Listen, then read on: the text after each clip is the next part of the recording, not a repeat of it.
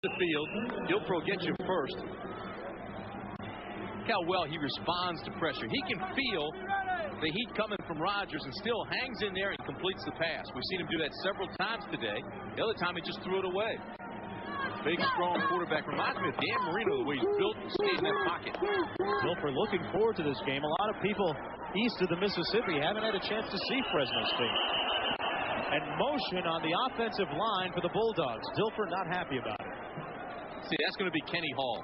Kenny Hall came out of his spot, actually started pumping his arms. Whether he reset before he was hit now is another question. We'll find out from the officiating crew in just a minute.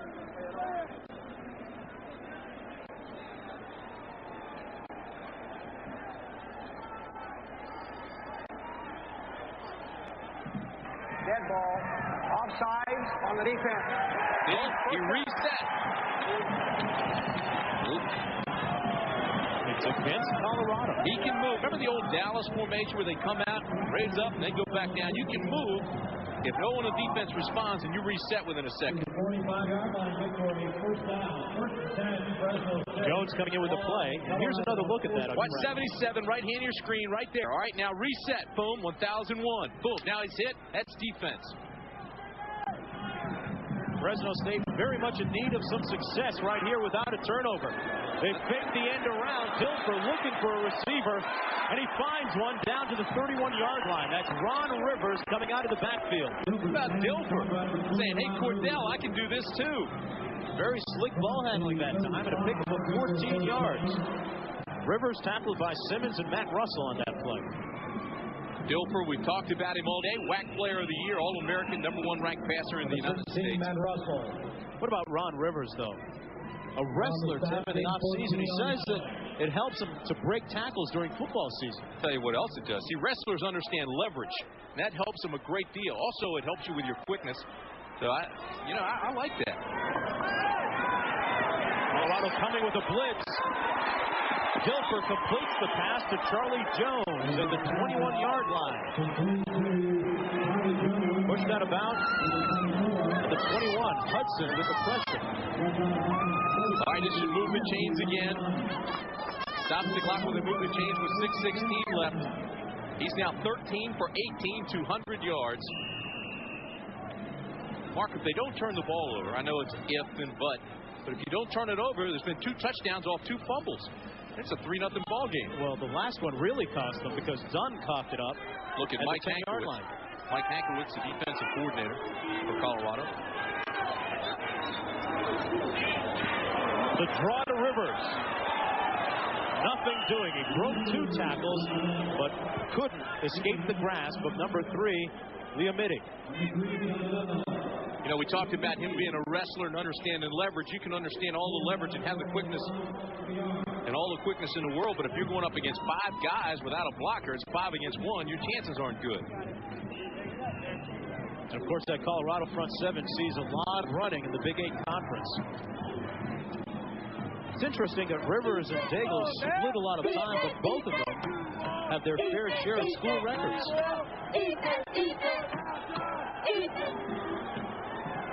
Very much team players as well. 3 wideouts for the Bulldogs. The blitz. Dilfer gets rid of it. What a heads-up play by Trent Dilfer. And Rivers makes it down to the 12. He's tackled by Ted Johnson. But Dilfer says, hey, how do you like that, Buffaloes? Yeah, Dilfer gets up, shakes his head, goes back to Hicks, the nose tackle, and says, hey, man, you guys were all over me. I'm not sure this should have been a completion, though. Watch this. All right, right now, Dilfer sees the pressure coming. He tucks it away, tries to get out of the way. Now, here comes Hicks, 94 in there, avoids him, but his knee, I thought, hit before he released the ball. Nonetheless, officials don't call it, and they pick up the big gain. Bring up 3rd and short. I'd give it to him for effort alone. That's the strength we were talking about. He got rid of it. That is. That's a good play.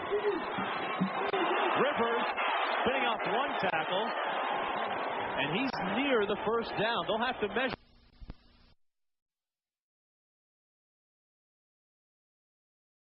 He's agreeing with you. They're going to go for it. Jack did say something about a clairvoyant, didn't he?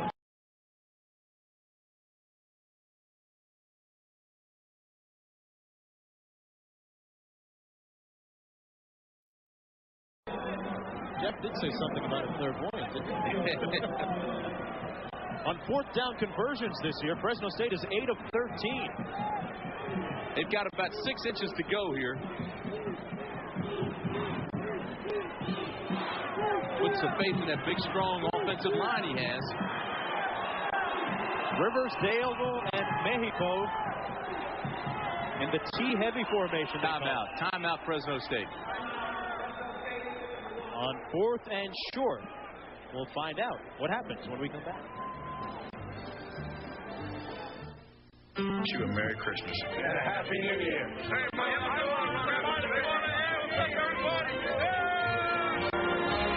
Those guys are about to be tested. Fourth down and short. They have the offense in. Looks like they're going to go for it. I'll tell you, I would bring them up, and I'd wait, try to force Colorado offsides. If they don't jump, you don't get the first. I'd take the penalty, still kick the field goal. Okay, we'll see what they do. They come out in the T-heavy formation. The handoff, and it's going to be close. Well, the mark gives it to them. They've got the first down. Line judge has his right foot right on the 10, and that's enough for a first down. And it is. The official signaling first down for Fresno State at the 10.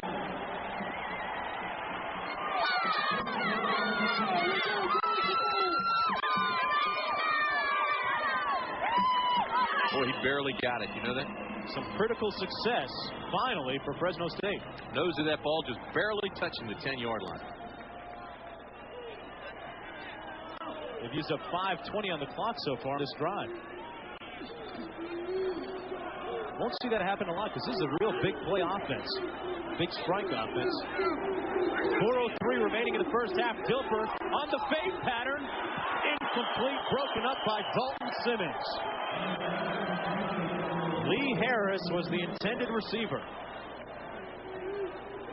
You know, this receiving corps was ranked in the nation's top 5 preseason, then lived up to it all year. 156 receptions, 3,000 yards coming into this game. Fresno State gets down into this red zone area right now and gets extremely confident, takes a lot of chances. Matter of fact, Fresno State has scored 50 of the 61 times they've been inside the red zone. 35 of those have been touchdowns. Tim, this is the 12th play of the drive. Second down and goal to go. Daigle out of the backfield, and he drops it. Oh, that hurts. Usually a very reliable receiver with sure hands, but he was thinking about it before he caught it. Again, Rogers coming in, putting the pressures on Dilfer. Watch number 90, Rogers. He's the guy that makes his pass fly high. He's 6'3", gets his arms up and then jumps. Dilfer has to release it high and throws it a little bit long, but I'll tell you this, Daigle's got to make that catch. That was a perfectly thrown ball. He's got to concentrate, keep his head right on that ball and pull it in. Dangleton made 37 receptions during the course of the season.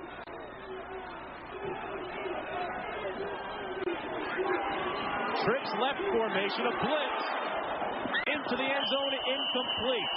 He was looking for Malcolm Sebron, and he fired high. Actually, Sebron, Tim, cut the other way. Dilfer comes out shaking his head, too. He was hit and hit hard by Rogers again. He's a little bit shaken up right now. He's wondering where that pressure's coming from. He wants somebody to pick it up. Actually got sandwiched both sides. Colorado looks like they're blitzing quite a bit this afternoon. Well, from the corners, they're bringing Woolfolk and Rogers. Derek Mahoney now to attempt the field goal from 27 yards out. And he splits the uprights, finally putting Fresno State on the scoreboard. 17-3. We'll be right back. Hey, Maryland. Woodbine, Maryland. Got some Terps over here. One upstairs. James Kidd, 6 yards deep. He'll take the touchdown. Only with a strong kickoff. Fresno State right now has to be really concerned with the defense. I mean, this is something they haven't been able to stop. Colorado had it 8 plays, touchdown. 9 plays, field goal. 10 plays, touchdown. And they've been very methodical in running the ball right down Fresno State's throat. Average 6 yards every time they touch it. I mean, that's something you better be concerned about. playing defense. Warren and Hill in the backfield, out of the offset eye for the Buffaloes. Cordell Stewart hands it off to Hill. Hill might lose a yard on that play. About 3.5 minutes to play here in the first half as the Buffaloes lead 17-3. I'm Mark Jones along with Tim Brand and Jack Arute here for the 12th annual Jeep Eagle Aloha Bowl. No dogs down on that. Good pursuit by Brad Bell and a whole host of Bulldogs.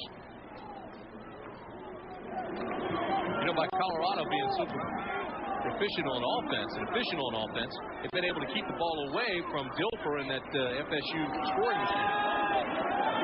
Lamont Warren stopped up after a gain of maybe 2 yards by Brad Bell. Bell led the team with 9 sacks this year. Interesting story in that Bell, number 54 for Fresno State, came to school at, Tim, get this, 193 pounds his first year. He's another one of those guys that was a wrestler in high school and a very, very good one. He understands leverage, too, and wants to be a coach when he gets out. Very tenacious guy, solid technique guy. Third down and long for Colorado. Play action by Stewart. And he's almost picked off by Chris Peters. Had the ball in his grasp and couldn't squeeze it. Boy, they could have used a turnover in that kind of field position. I'll tell you what, that's the best defensive series they've had all day. Again, there was pressure, and it came from 54 Bell. That makes Cordell hurry it up a little bit. Now watch Peters, 52. Peters reads it, goes inside out, gets his hands on it. Fresno State takes a timeout. That means the Bulldogs will have 1 remaining with 2:25 to go in the half. Tonight on ABC, the big question, will Tony be forced to play Scrooge and kick a homeless woman out of the town's Christmas display? Boy, that's big-time Scrooge. It's a heartwarming holiday episode of The Commish, tonight at 10, 9 Central on ABC. Jim Sweeney now trying to make this a 17-10 ball game at the half, which will put them right back in it. They've got 2:25 to go in the half. You're going to get good field position here. Got 1 timeout left. And Charlie Jones for Fresno State standing near the 50-yard line, a dangerous punt return. A big program coming up for you at halftime. Great show, Holiday Island fun. A New Year's Day preview. A great lineup of games coming up here on ABC.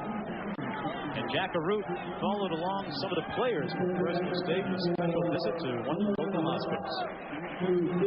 Mitch Berger into punt. He's standing on his own 5. Berger gets off a nice high spiraling punt. Great hang time. It lands at the 37-yard line where Jones calls for the fair catch. A 44-yard punt by Mitch Berger. So with 2:16 remaining in the first half, Colorado leads 17-3. And the story so far, Tim, you'd have to say is 2 key turnovers by the Fresno State offense, which Colorado has converted into points. 14 points to be exact. It's a 17-3 ball game. FSU offensively now has to have a sense of urgency. 2:16 to go in the half. 1 timeout remaining. They know the clock stops every time they get a first down to move the chains. If you're thinking field goal, Mahoney's longest this year is a 35-yarder, so they've got to get to the 18 to be in his range. Dilfer is brought down and sacked at the 33-yard line. The second sack of the afternoon for Colorado. Downstairs to Jack Arute. Mark, there's all sorts of traditions connected with the Jeep Eagle Aloha Bowl. You know, at most bowl games, what they do is they sell a glossy program for $3 to $5. Well, the folks at the Jeep Eagle Aloha Bowl wanted to reward all of their patrons, so they produced this tabloid-type program. It was distributed free of charge to all the fans and patrons coming to this game. And get this, an additional 50,000 of these are being distributed across the islands as part of their